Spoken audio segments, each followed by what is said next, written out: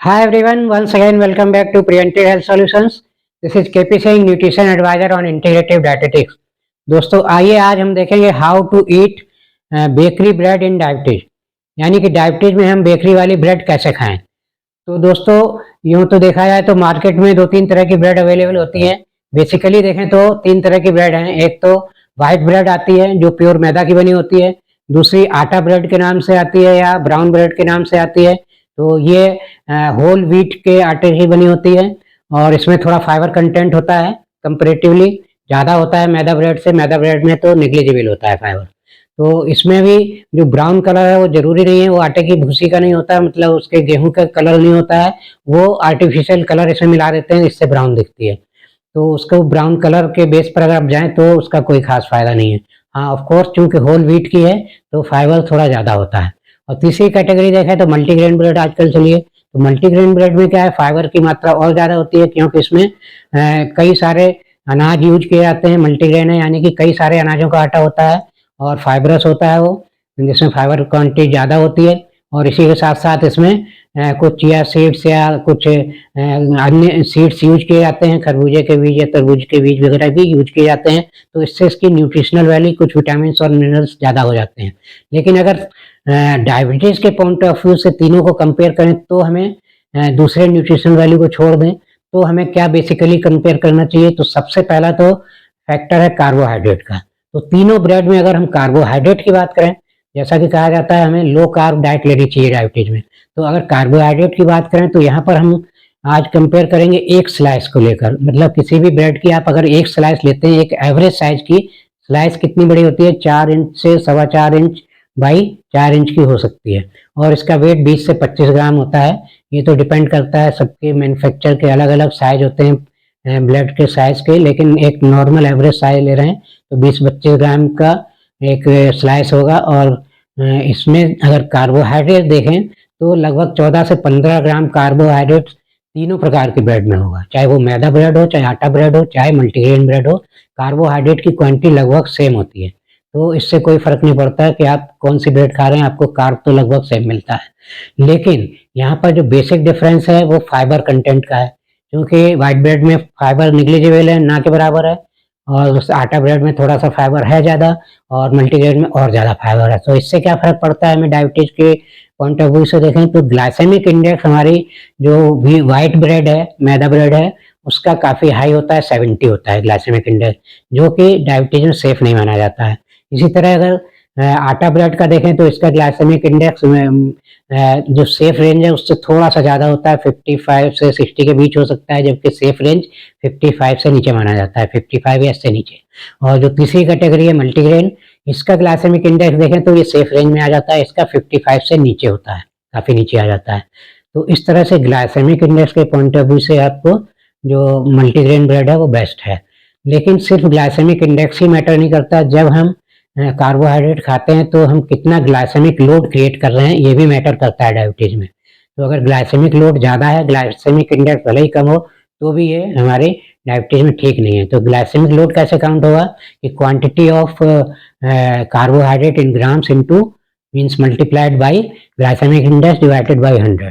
तो यहाँ पर अगर एक एवरेज निकालें, हम एवरेज बात करें तो एक स्लाइस के ऊपर अगर हम कंपेयर करें तो जो मैदा वाली ब्रेड है, वाइट ब्रेड है, उसका ग्लाइसेमिक लोड अगर एक स्लाइस खाएंगे तो 10 या 11 के आसपास आता है, जो कि लगभग सेफ मान सकते हैं आप, क्योंकि जो सेफ रेंज है ग्लाइसेमिक लोड की वो 10 है।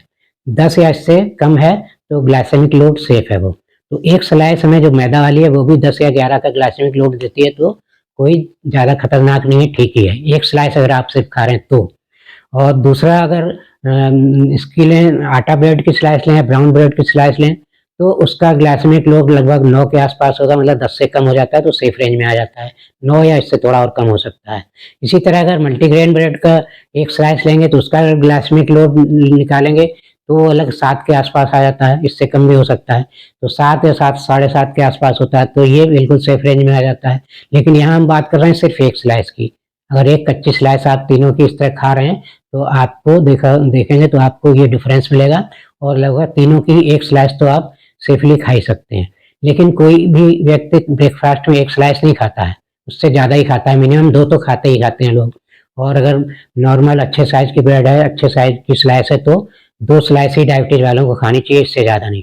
लेकिन जब 2 स्लाइस आप खाते हैं तो ग्लाइसेमिक लोड तीनों ब्रेड का बढ़ जाता है, जो सेफ रेंज से बाहर चला जाता है।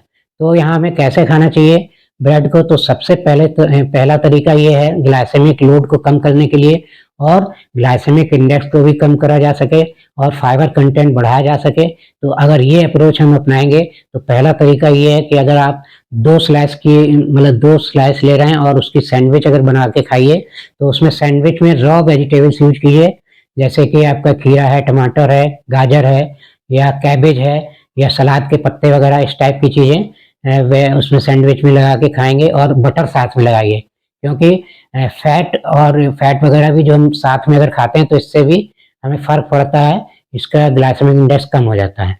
तो फैट के रूप में आप बटर लगा सकते हैं। तो इस तरह से अगर आप सैंडविच बना के खाएंगे तो तीनों प्रकार की ब्रेड की आप 2 स्लाइस बड़े आराम से ले सकते हैं, नुकसान नहीं करेंगे डायबिटीज में। और दूसरा देखें तरीका, तो दूसरा तरीका जिसमें हमें कहते हैं कि प्रोटीन रिच डाइट होनी चाहिए।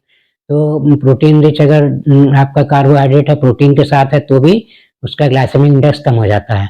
तो इस तरह से देखें तो अगर आप प्रोटीन रिच डाइट लेना चाहते हैं, प्रोटीन रिच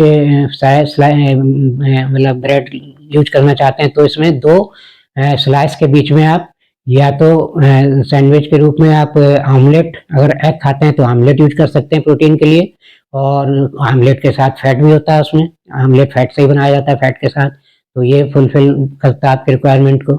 और अगर आप प्योर वेजिटेरियन है तो पीनट बटर वगैरह जैसी चीज़ लगा सकते हैं बीच में। तो इस तरह से दोस्तों आप, ये दूसरा तरीका है। तो इस तरह क्या है, प्रोटीन वगैरह अगर मिक्स करके खाएंगे तो भी आप 2 स्लाइस सेफली खा सकते हैं डायबिटीज में। और तीसरा एक और तरीका है, ना तो आप सैंडविच खाना चाहते हैं वेज, और ना ही आप आमलेट या कोई बीच में कोई मतलब सैंडविच बना के खाना ही नहीं चाहते, यूं ही ब्रेड बटर खाना चाहते हैं, मीन्स स्लाइस के साथ सिर्फ बटर लगा के खाना चाहते हैं। तो स्लाइस के साथ बटर लगा के खा रहे हैं तो उसका सबसे बेहतर तरीका ये है कि कच्ची स्लाइस में बटर लगा के न खाएं।